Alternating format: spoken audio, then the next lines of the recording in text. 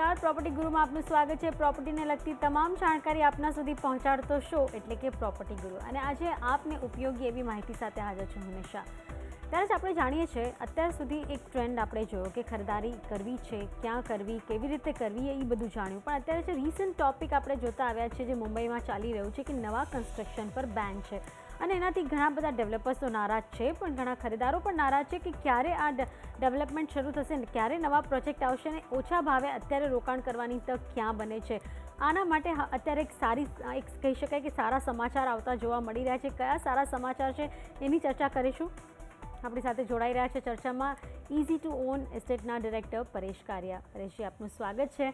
ત્યારે જ આપણે જાણીએ છીએ કે અત્યારે નવા લોન્ચીસ બંધ થઈ ગયા હતા, કારણ કે આપણે જોયું હતું દેવનાર જે ગ્રાઉન્ડ છે, ડમ્પિંગ ગ્રાઉન્ડ, ત્યાં આગ લાગી હતી, ને એમાં ખાસ કરીને જે નવા જે કન્સ્ટ્રક્શન થતા હોય છે એની જે ડેબ્રીઝ હોય છે એને કારણભૂત માનવામાં આવ્યું હતું કે હવે નવા કન્સ્ટ્રક્શન નહીં થાય, લોન્ચીસ નહીં થાય, જેના કારણે અહીંયા ડેબ્રીઝ ઓછી થાય તો આગ લાગવાના ભય ઓછા રહે। આ એક કારણ કહી શકાય એમને મળી ગયું હતું મુંબઈ મ્યુનિસિપલ કોર્પોરેશનને। પણ શું હવે જે ડેવલપર્સ છે કે જે રોકાણકારો છે એમને કોઈ સારા સમાચાર મળવાની આશા?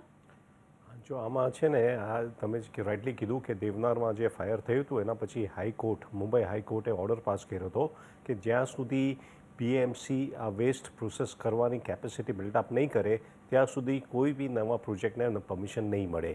આમાંથી રીડેવલપમેન્ટના પ્રોજેક્ટને એક્સક્લુડ કરવામાં આવ્યા હતા।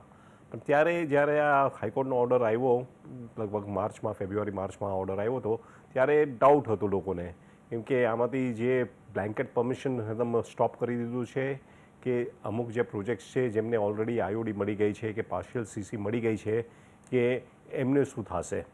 તો આ એ લોકો માટે અત્યારે ગુડ ન્યૂઝ છે કે જે પ્રોજેક્ટને આઈઓડી મળી ગઈ છે અપ ટુ 31 માર્ચ 2016, એ પ્રોજેક્ટને આગળ કમેન્સમેન્ટ સર્ટિફિકેટ સીસી મળી જશે, એમનું કન્સ્ટ્રક્શન ચાલુ રહેશે।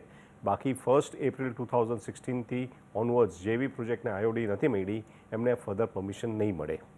આમાં એક મારો સવાલ આવે છે કે આ આઈઓડી શું છે? કારણ કે જે કદાચ ડેવલપર અને તમારા જેવા નિષ્ણાતોને આનું ફૂલ ફોર્મ ખબર હશે, પણ જે અત્યારે લોકો જોઈ રહ્યા છે કદાચ એમના માટે સરળ નહીં હોય। આઈઓડીનો મતલબ?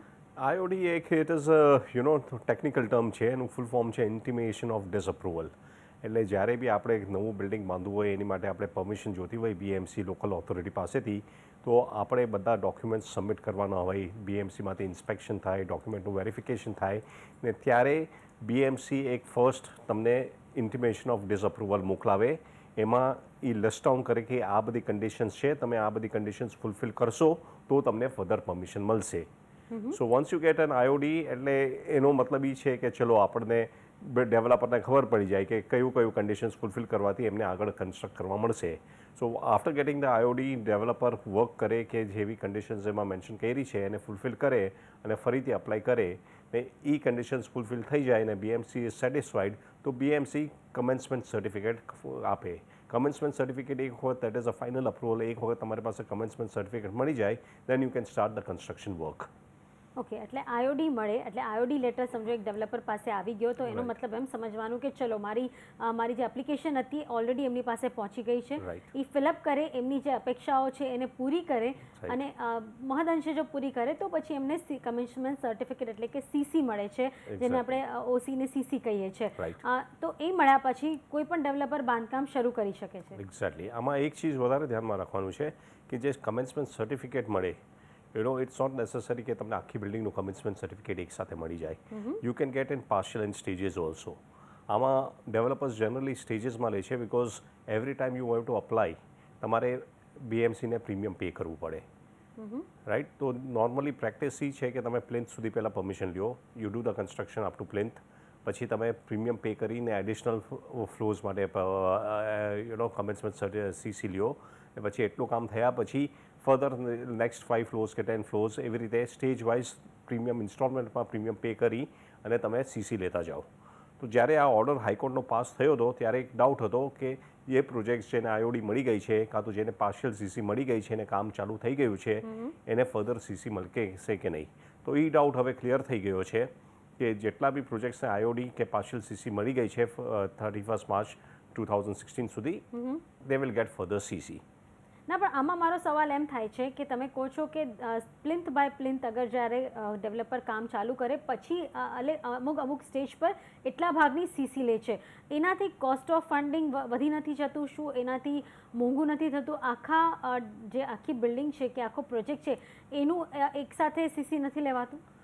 ઓન ધ કોન્ટ્રરી, આ કોસ્ટ ઓફ ફંડિંગ બચાવવા માટે જ લોકો સ્ટેજ વાઇઝ કરે. Okay. Because if you take the CC for the entire building, તો તમારે આખી બિલ્ડિંગનું જે પ્રીમિયમ હોય, જે ફોર એફએસઆઈ જે પ્રીમિયમ બીએમસીને મળવું પડે, that you will have to pay up front. So in order to save that, આ લોકો સ્ટેજ વાઇઝ અપ્લાય કરે છે. ઓકે, એટલા માટે સ્ટેજ વાઇઝ અપ્લાય કરીને એવી રીતે મેળવે છે. એટલે ખાસ કરીને જે ડેવલપર્સ પાસે કે જે બિલ્ડર્સ છે એમની પાસે આઈઓડી આવી ચૂક્યું હોય એમના પ્રોજેક્ટ માટે, તો એમના માટે આ કામ સરળ બને છે, તો નવા લોન્ચીસ આવી શકશે. પણ આ જે કન્સ્ટ્રક્શન બંધ થઈ ગયું છે એના લીધે મુંબઈમાં કોઈ ફરક પડ્યો છે?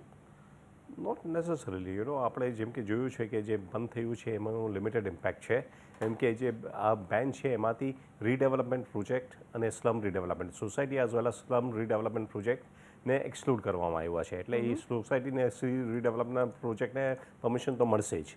અને જેમ કે આપણે જાણીએ છીએ કે મુંબઈમાં વધારે પડતા મોર દેન 50% ઓફ ધ પ્રોજેક્ટ્સ આ રીડેવલપમેન્ટ પ્રોજેક્ટ્સ. તો એટલું ઇમ્પેક્ટ નથી પડ્યું. ઇમ્પેક્ટ ત્યાં પડ્યું છે જ્યાં તમારી પાસે ક્લીન પ્લોટ હોય કે ઇન્ડસ્ટ્રીયલ એરિયા હોય, ઇન્ડસ્ટ્રીયલ લેન્ડ ઉપર તમારે કન્સ્ટ્રક્ટ કરવું હોય ને તમારી પાસે આઈઓડી ના આવી હોય, તો અહીંયા તમને થોડું પરમિશન હમણાં નહીં મળે. તો impact has been very limited so far. Activity real estate માર્કેટમાં ચાલુ જ છે, નવા લોન્ચીસ થઈ બી રહ્યા છે અને એટલો ઇમ્પેક્ટ કાંઈ આવ્યો નથી. ઓકે, તો આ એક સારા ખબર આવી રહ્યા છે મુંબઈના પ્રોપર્ટી માર્કેટ માટે, રિયલ એસ્ટેટ માટે. અને એની સાથે ખાસ કરીને જે આવનાર દિવસોમાં સારા સમાચાર આવવા જઈ રહ્યા છે એ છે મુંબઈ માટે કે મહારાષ્ટ્ર માટે બનતો નવો ડીપી પ્લાન. આ ડીપી પ્લાન કઈ રીતનો હશે? કારણ કે આપણે જોયું પહેલાં એક નવો ડીપી પ્લાન આવ્યો પણ કોઈ જ ડેવલપર્સે એને સ્વીકાર્યું નહીં અને આખરે એને સ્ક્રેપ કરવામાં આવ્યો. અને હવે નવા ડીપી પ્લાનનું ડ્રાફ્ટ રેડી છે. કદાચ કહી શકાય થોડાક એક દિવસોમાં એના પર અપ્રુવલ પણ મળી જાય. પણ આ ડીપી પ્લાનમાં શું ખાસ ઉમેરવામાં આવ્યું છે?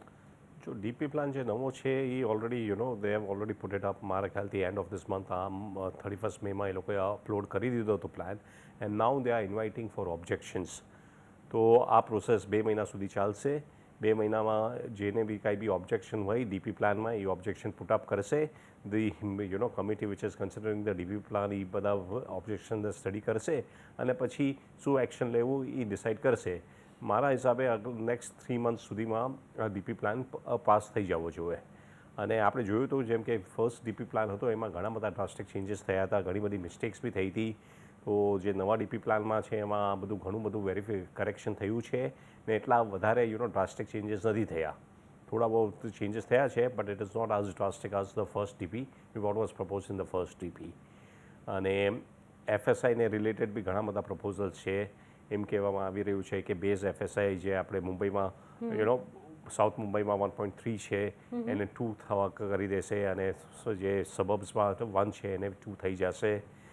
અમુક એરિયાઝ છે રોડ્સ લાઇક કન્જેસ્ટેડ રોડ્સ છે લાઇક એસવી રોડ અને એલબીએસ માર્ગ, અહીંયા એવો બી પ્રપોઝલ છે કે રોડ વાઇડન કરવા માટે ડેવલપરને અહીંયા જે છે એમને 4ની એફએસઆઈ આપવાની.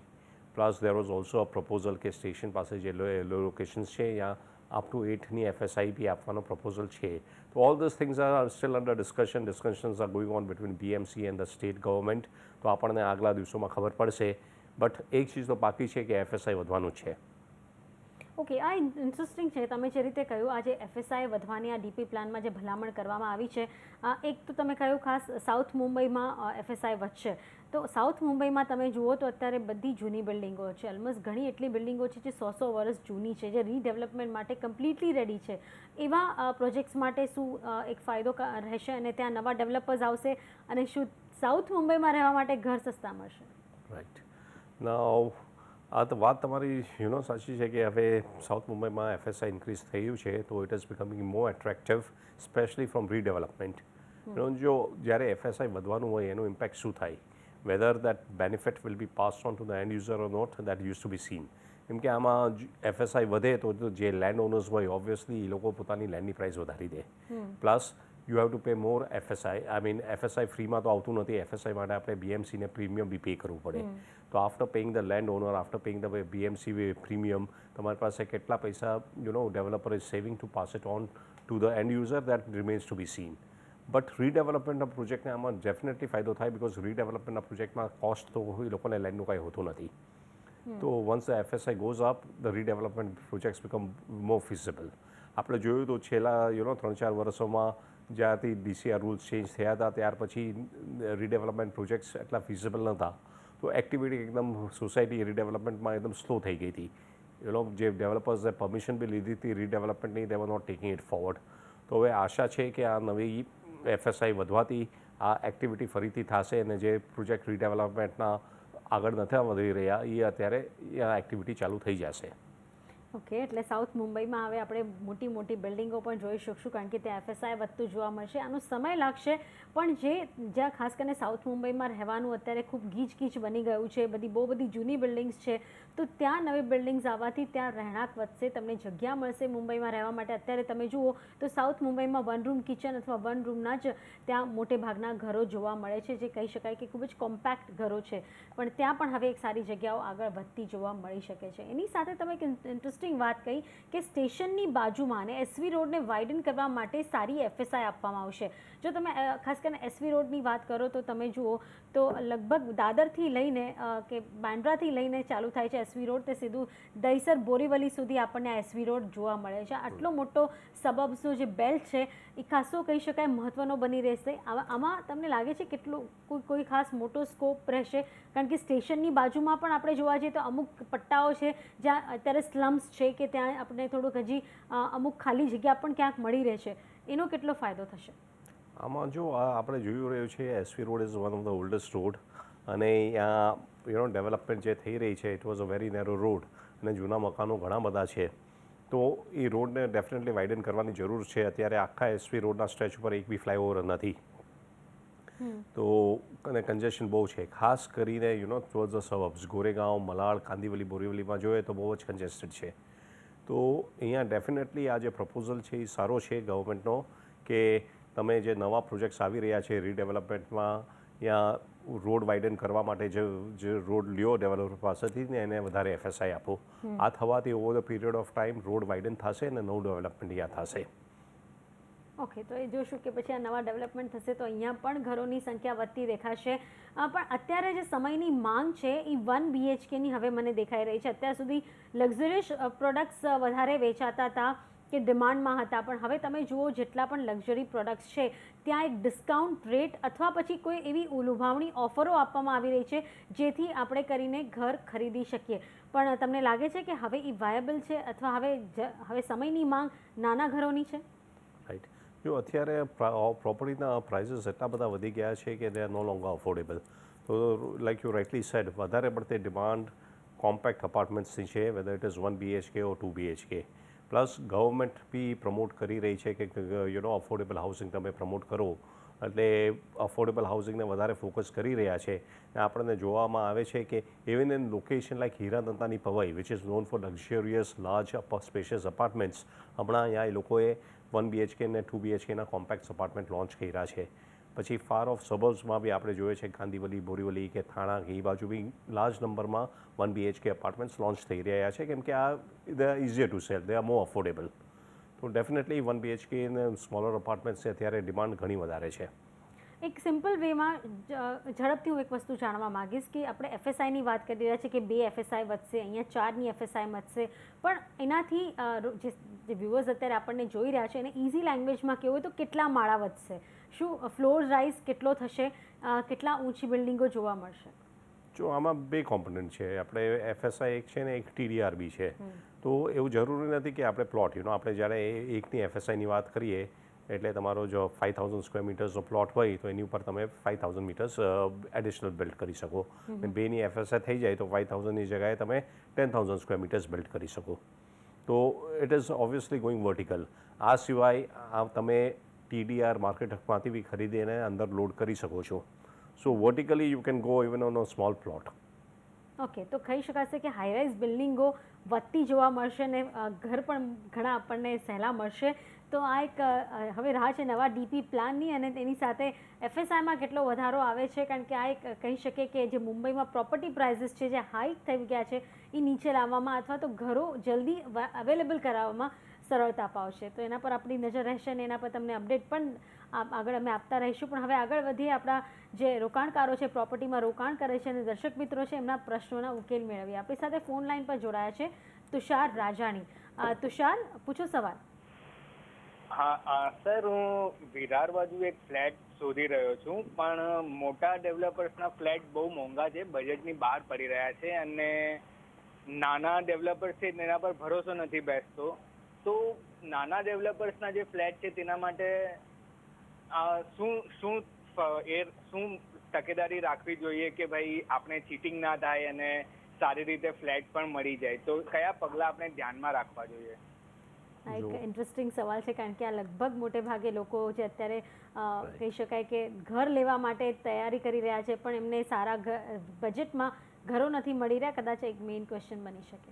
રાઈટ. જો આમાં જે નાના ડેવલપર્સ છે એમાં એ વાત ધ્યાનમાં રાખવી જેવી છે કે પહેલાં એમનો ટ્રેક રેકોર્ડ શું છે, એમને બીજું કયું ડેવલપમેન્ટ કર્યું છે, એમને ડિલિવર કર્યું છે કે નહીં, અને એમના બીજા ડેવલપમેન્ટમાં જે થઈ ગયા છે એમાં એમને ઓક્યુપેશન સર્ટિફિકેટ મળ્યું છે કે નહીં. તો એ જરૂરી છે કે તમે જુઓ કે એમના બીજા ડેવલપમેન્ટ શું છે. બીજું તમારે એ જોવાનું જરૂરી છે કે આમાં પરમિશન્સ અપ્રુવલ્સ, જેમ કે આપણે earlier in the show discuss કર્યું, આઈઓડી, સીસી વગેરે આવી ગઈ છે કે નહીં. એટલે તમે કયા ફ્લોર પર અપાર્ટમેન્ટ બુક કરી રહ્યા છો એ ફ્લોર સુધી એમની પાસે સીસી છે કે નહીં, એ આ જાણવું જરૂરી છે. થર્ડ, તમારે એ જરૂરી છે જોવું કે આ પ્રોજેક્ટમાં બેંકની ફંડિંગ છે કે નહીં, એટલે બેંકની લોન મળે છે કે નહીં. કેમ કે એક વખત બેંક બધું ડ્યુ ડિલિજન્સ કરે, બેંકવાળા જ્યારે બી લોન આપતા હોય અપાર્ટમેન્ટ્સમાં, બિલ્ડિંગની સામે, તો એ લોકો બધું પેપર વર્ક, ડોક્યુમેન્ટેશન બધું થરલી સ્ટડી કરી લે છે. તો એ જાણવું જરૂરી છે કે તમને વેધર તમારે લોન લેવી હોય કે ના હોય એ ડિફરન્સ ક્વેશ્ચન છે, બટ બેંક્સ એ આ પ્રોજેક્ટ અપ્રૂવ કર્યો છે લોન માટે કે નહીં. અને જેટલી વધારે બેંકે અપ્રૂવ કર્યું હોય એટલો વધારે કોન્ફિડન્સ આપણને આવે. તો આ એક બેસિક થિંગ્સ છે જે ધ્યાનમાં રાખવું when you are buying from an unknown or a smaller developer. કે તો આ ખાસ તકેદારી રાખવાની જરૂર છે ક્યારે પણ નાના ડેવલપરમાં રોકાણ કરતાં પહેલાં. ત્યારે જ આગળ વધીએ, એક ઈમેલ આવ્યો છે કમલેશભાઈ જાનીનો. તેમણે લખ્યું છે કે તેઓ છેલ્લા 3 વર્ષથી મુંબઈમાં છે. હવે તેમને પોતાનું ઘર લેવું છે. અફોર્ડેબલ ઘર માટે કયા વિસ્તારની પસંદગી કરી શકાય, કયા વિસ્તારમાં કેટલું બજેટ જરૂરી છે, જણાવશો? રાઈટ. જો જ્યાં સુધી આઈ અન્ડરસ્ટેન્ડ કે એમને અબાઉટ 1 BHK અપાર્ટમેન્ટ જોઈ રહ્યા છે, તો આઝ ફાર એઝ 1 BHK અપાર્ટમેન્ટ તમને જોવું હોય તો એની રેન્જ સબર્બ્સમાં આપણે જોઈએ તો અંધેરી તરફ આપણે જોઈએ, અંધેરી ઈસ્ટની વાત કરીએ આપણે, એ એક એરિયા છે જ્યાં ઘણા 1 BHK અપાર્ટમેન્ટ્સ આવી રહ્યા છે. તો અહીંયા તમારો રેન્જ હશે લગભગ 1 થી સવા કરોડ સુધીમાં તમને 1 BHK અપાર્ટમેન્ટ મળી જશે. તમે વેસ્ટર્ન સાઇડમાં આગળ જાઓ, કાંદીવલી, બોરીવલી, મલાડ કે કાંદીવલી ત્યાં જાઓ તો ત્યાં તમને લગભગ 80 લાખ સુધીમાં બી 1 BHK અપાર્ટમેન્ટ મળી જાય. તમે થોડા આગળ જાશો દહીસર બાજુ તો ત્યાં તમને 50 to 60 લાખ્સમાં 1 BHK અપાર્ટમેન્ટ મળી જશે. અને દહીસરથી એક સ્ટેશન વગાડ મીરા રોડમાં જાઓ તો ત્યાં તમને 35-40 લાખ સુધીમાં બી 1 BHK અપાર્ટમેન્ટ મળી જશે. એનાથી સસ્તું જોતું હોય તો તમારે ફર્ધર વિરાર તરફ જવું પડશે, જ્યાં તમને 20-25 લાખ સુધીમાં 1 BHK અપાર્ટમેન્ટ મળી શકે છે. આપણે સેન્ટ્રલ સાઇડની વાત કરીએ તો સેન્ટ્રલ સાઇડમાં Thane is a very good location. થાનેમાં ઘણા બધા અપાર્ટમેન્ટ્સ આવી રહ્યા છે અને ઇન્ફ્રાસ્ટ્રક્ચર બી સારું છે અને ક્વોલિટી અપાર્ટમેન્ટ્સ બિલ્ડિંગ્સ જે બની રહી છે. તો થાનામાં બી 40 થી 50 લાખ સુધીમાં તમે શોધશો તો તમને 1 BHK અપાર્ટમેન્ટ કદાચ મળી જાય. અને એ સિવાય તમારે આગળ જાઓશું તો કલ્યાણ છે, કલ્યાણની આગળ બદલાપુર છે. તો જેમ તમે સિટીથી દૂર જાશો એમ પ્રાઇસીસ ઓછા થતા જશે. સિટી એટલે કે મુંબઈથી તમે થોડા આગળ જવું પડશે. સબર્બ્સ જે રીતે વેસ્ટર્ન, સેન્ટ્રલ અને હાર્બર સબર્બ્સ છે ત્યાંની પસંદગી કરશો તો તમને સારા ત્યાં ઘરો મળી જશે તમારી બજેટમાં. પણ એની સાથે સાથે તમે ક્યાં કામ કરો છો એ એરિયા પણ ખાસ ધ્યાનમાં રાખજો, જેથી તમને આવવા જવામાં તકલીફ ન થાય અને તમે સારી રીતે તમારો ઘરે પહોંચવાનો સમય પણ, ઘરે રહેવાનો સમય પણ ફાળવી શકો. આગળ વધીએ, હવે પછીના કોલર આપણી સાથે જોડાયા છે હિતેશ તન્ના સુરતથી. હિતેશજી, પૂછો સવાલ. હિતેશજી, મારો અવાજ આવે આપને? હિતેશજી, કદાચ એમને આપણો અવાજ નથી આવી રહ્યો. આપણે ફરી પાછો એમની પાસે સંપર્ક સાધવાની કોશિશ કરીશું. આગળ એક ઈમેલ લઈએ ત્યાં સુધી. આનંદ વખારિયાનો મુંબઈથી ઈમેલ આવ્યો છે. તેઓ પ્રોપર્ટી ગુરુના નિયમિત દર્શક છે અને આ શોથી તેમને ઘણી માહિતી મળે છે. આભાર એના માટે. અને તેમને રિયલ એસ્ટેટ રેગ્યુલેટરી બિલની માહિતી ઘણી ઉપયોગી લાગી છે. આ અંગે જ તેમનો સવાલ છે કે તેમણે પૂછ્યું છે કે રિયલ એસ્ટેટ રેગ્યુલેટરી બિલમાં કાર્પેટ એરિયા પર વેચાણની વાત થઈ છે, તો કાર્પેટ એરિયામાં પાર્કિંગની જગ્યાનો સમાવેશ થાય, પાર્કિંગ માટે બિલ્ડર અલગ અલગ રકમની માગણી કરે છે, તો શું તે યોગ્ય છે? અને આ બિલના સામાન્ય નાગરિકને ઉપયોગી મુદ્દા સમજાવશો. આ વાત તો હું પણ જાણવા માંગીશ, કારણ કે અત્યાર સુધી આપણે જોતા હતા પાર્કિંગ અલગથી વેચાતી હતી ને લગભગ હમણાં નક્કી થયું છે કે હવે પાર્કિંગ તમે અલગથી ન વેચી શકો. અગર તમે આજે પણ એક પ્રોપર્ટીના ભાવ જો પરેશજી, તો અગર સુપર બિલ્ટઅપ હોય તો એના 13,000 થી 14,000 15,000 ભાવ થાય છે, પણ એનો જ તમે કાર્પેટ એરિયા પર કરો તો 25,000 સુધી પણ ભાવ જાય છે. કઈ રીતે ડિફરન્શિએટ કરવું જોઈએ? જો આમાં સૌથી પહેલી વાત આપણે કરીએ તો as far as કાર પાર્કિંગના પ્રાઇઝીસ કન્સર્ન્ડ, એ તો લો પહેલાંથી બી એસ્ટાબ્લિશ છે. There was a high court decision already that builder cannot charge for car parking. અને આ ઇવન બિફોર રેગ્યુલેટરી બિલ આવ્યું એની પહેલાં બી કાર પાર્કિંગનો it was a clear law that builder cannot charge for car parking. અને આપણે જોઈએ તો પેપર પર કોઈ બી બિલ્ડર કાર પાર્કિંગના પૈસા ચાર્જ નથી કરતા. When you look at your agreement, તમારો પ્રોપર્ટી બાય કરો છો તો પરચેસ અગ્રીમેન્ટ તમે જોશો તો અહીંયા total cost of the flat કેટલું છે અને ટોટલ કાર્પેટ એરિયા તમને કેટલું મળે છે એ મેન્શન કર્યું હશે. ને એમાં અગ્રીમેન્ટમાં લખ્યું હશે કે you are entitled to 1 parking or 2 parking or 3 parking. તો પાર્કિંગનો કોસ્ટ અગ્રીમેન્ટમાં કોઈ બી ડેવલપર અલગથી મેન્શન નથી કરતું. So they are complying with the law in letter. અને બટ પ્રેક્ટિકલી જોવા જાય તો પ્રાઇસ જ્યારે બી આપણને કોઈ બી ડેવલપર કોટ કરશે તો એમ કહેશે કે પાર્કિંગનો પ્રાઇસ અલગ છે આમાંથી. પ્લસ જે બીજી વાત આપણે જોઈએ છે જે કાર્પેટ એરિયા અને સુપર બિલ્ટઅપ એરિયા પરની ઉપર છે પ્રાઇસ, તો આઝ પર ધ લો મહારાષ્ટ્રમાં એ બી લો છે કે તમારે ખાલી કાર્પેટ એરિયા પર જ સેલ કરવાનું. ને ઘણા બધા એવા વેલ નોન રેપ્યુટેડ ડેવલપર્સ છે, જે બ્રાન્ડેડ ડેવલપર્સ છે અને ટોપ ડેવલપર્સ, એ લોકો ખાલી કાર્પેટ એરિયાનો જ પ્રાઇસ કોટ કરે છે. As far as this pricing is concerned, with sellable area and super built up area, it is basically આ એક બિલ્ડર્સ શું કરે છે કે તમને એટ્રેક્ટ કરવા માટે, પ્રાઇસ ઓછા દેખાડવા માટે આ બધી ટેકનિક ફોલો કરે છે કે જ્યાંથી તમને સેલેબલ પર સ્ક્વેર ફીટ રેટ ઓછો દેખાય ત્યાં તમે એટ્રેક્ટ થઈને એની પાસે જાઓ. પછી એક વખત તમે એમની પાસે જાઓ ત્યારે તમને ખબર પડે કે આ તો કાર્પેટ એરિયા નથી, આ સેલેબલ એરિયાનો પ્રાઇસ છે ને આમાં કાર પાર્કિંગનો અલગથી જોડાશે. સો તમારે એકચ્યુઅલ પ્રાઇસ જાણવો હોય કે તમારે શું પ્રોપર્ટીનો છે તો તમારે બે જ સવાલ ડેવલપરને પૂછવાના છે. એક તો એમને પૂછવાનું છે કે આમાં મારા અગ્રીમેન્ટમાં કાર્પેટ એરિયા શું મેન્શન કર્યું હશે અને અગ્રીમેન્ટમાં મારો ટોટલ કોસ્ટ કેટલો મેન્શન કર્યો હશે. એ અગ્રીમેન્ટનો કોસ્ટથી તમે કાર્પેટ એરિયાને ડિવાઈડ કરી દેશો તો તમને કોસ્ટ કાર્પેટ એરિયાનો કોસ્ટ પર સ્ક્વેર ફીટ તમને મળી જશે. ઇન્ટરેસ્ટિંગ છે, વેરી ઇઝી કે કેલ્ક્યુલેટ કરવાનું, કે જે રીતે પરેશજીએ કીધું એ રીતે તમે કેલ્ક્યુલેટ કરો તમારા ફેક્ટ શીટમાં તો તમને કાર્પેટ એરિયાનો ભાવ તમને ખ્યાલ આવી જશે. પછી જે બધા ઉમેરાતા હોય એ અલગ એડ ઓન પ્રાઇસ તમે ગણી શકો છો. આગળ વધીએ, આપણી સાથે હિતેશ ફરી પાછા જોડાઈ ગયા છે સુરતથી. હિતેશ, પૂછો સવાલ. હા મેડમ, સુરતની અંદર મેં એક બિલ્ડર સાથે પ્રાઇસ નેગોશિએશન કરેલું હતું. એ લોકોનું એવું કેવું છે કે અહીંયા તો અમારે જે ટોટલી ગ્રોસ એરિયા છે એ પ્રમાણે જે પ્રાઇસ ચાલે છે એમાં કાર્પેટ એરિયા પ્રમાણે અમારે પ્રાઇસ લેવામાં નથી આવતો. તો એમાં શું બીજું કોઈ અમારે કોઈ ફરિયાદ કરવી અથવા અધરવાઇઝ કોઈ મતલબ કોમ્પ્રોમાઇઝ કરવું જરૂરી છે કે બીજું કંઈ એમાં આગળ થઈ? એટલે તમને કયો ભાવ કીધો, કયા એરિયા પર? અડાજણ એરિયામાં પર્ટિક્યુલર મેં રેસિડેન્સીમાં ભાવ પૂછ્યો તો મને 3,000નો પ્રાઇસ કીધો. એને સુપર બિલ્ટ એરિયા પ્રમાણે તમારે પે કરવા પડશે એ પ્રમાણે એમણે કીધું મને. ઓકે, કેટલા વર્ષ જૂનું બિલ્ડિંગ હશે, કંઈ ખ્યાલ? બસ લગભગ વર્ષ આસપાસ જ બનેલું છે. ઓકે, તો જે રીતે અત્યારે આપણે ચર્ચા કરી રહ્યા હતા કાર્પેટ અને સુપર બિલ્ટઅપ, આમાં કન્ફ્યુઝનમાં હજી દેખાઈ રહ્યા છે, એમને કઈ રીતે ક્વેશ્ચન આન્સર હોઈ શકે? જો as far as builder is concern ભૈયાનો આપણે જોઈએ છે કે જનરલી ધ પ્રેક્ટિસ છે એ લોકો સુપર બિલ્ટઅપ ઉપર જ, એટલે 3,000નો રેટ એટ્રેક્ટિવ લાગે. અને કાર્પેટ પર તમારે કેલ્ક્યુલેટ કરવા જાઓ તો લગભગ 4,500 કે 5,000નો રેટ આવે. તો રેટને એટ્રેક્ટિવ દેખાડવા માટે બિલ્ડર સુપર બિલ્ટઅપની ઉપર જ કોટ કરે છે અને એ જ પ્રેક્ટિસ કન્ટિન્યુ કરી રહ્યા છે. ને આપણે જેમ કીધું કે જો તમને પ્રોપર્ટી પસંદ હોય અને તમને લાગતું હોય કે આ આજુબાજુના એરિયાના હિસાબે આનો પ્રાઇસ રિઝનેબલ છે, દેન એ બધા એક કાર્પેટ એરિયા પર કોટ કર્યું છે કે સેલેબલ પર કર્યું છે, આપણે ના કામ પકડે કે ઓલી રીતે પકડે, વાત તો એક જ છે. પણ એમાં જે કપાત કહીએ એ કપાત કેટલી હોય છે? એ કાર્પેટ એરિયા અને સુપર બિલ્ટઅપ એરિયાની વચ્ચે difference it will vary from region to region. એટલે મુંબઈમાં જનરલી આપણે સેલેબલ એરિયામાંથી 40% ડિડક્ટ કરી દઈએ ત્યારે 100 ઇઝ અ સેલેબલ એરિયા, તો તમને લગભગ કાપડ એરિયા 60 મળશે. આપણે ગુજરાતમાં જાય તો ત્યાં અલગ કેલ્ક્યુલેશન હોય, પૂનામાં જાય તો ત્યાં અલગ કેલ્ક્યુલેશન હોય, સાઉથ મુંબઈમાં જશું બેંગ્લોર બાજુ તો ત્યાં ઓછું હોય છે. પણ જનરલી જોવામાં એવું છે કે બોમ્બેમાં અને ગુજરાતમાં અબાઉટ 40% જેટલું ઉપરથી કપાય છે. ઓકે, એટલે તમને જો એ પ્રોપર્ટી ગમતી હોય ને આજુબાજુના એરિયાના તમે ભાવ જુઓ ને ઓલમોસ્ટ સરખામણીમાં સરખા હોય તો જે રીતે કહ્યું કે અલગ અલગ રાજ્યોમાં અલગ અલગ એરિયા કેલ્ક્યુલેટ કરવાની એક સિસ્ટમ હોય છે. તો જો તમને ગમતું હોય તો તમે એ રેટમાં અને તમારા એરિયામાં પરવડે એટલા તમે લઈ શકો છો. તો આ તમને વ્યૂ મળતો દેખાય છે. તો હવે સમય ઓછો છે પરેશજી, ખૂબ ખૂબ આભાર અમારી સાથે આ ચર્ચામાં જોડાયા અને આ બધા પ્રશ્નોના ઉત્તર આપ્યા તે બદલ.